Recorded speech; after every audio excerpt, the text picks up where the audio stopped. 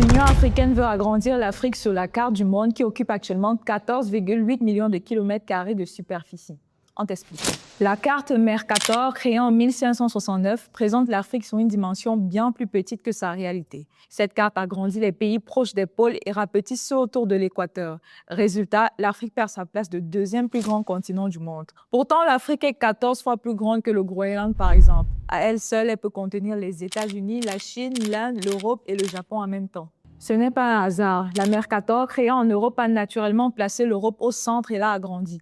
Avec la colonisation, elle s'est imposée dans les écoles du monde entier. Des générations entières ont grandi avec cette image fausse. Et aujourd'hui encore, des outils comme Google Maps l'utilisent toujours par défaut. Face à ce constat, la campagne Correct des Maps a été lancée par des organisations africaines, Africa No Filter et Speak Up Africa.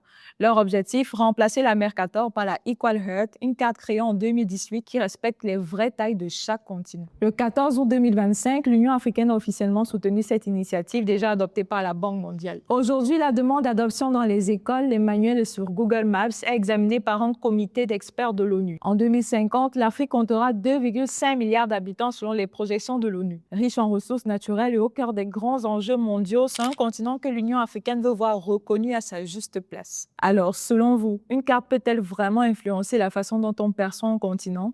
Dites-nous en commentaire et n'oubliez pas de vous abonner pour ne rien manquer de l'actualité.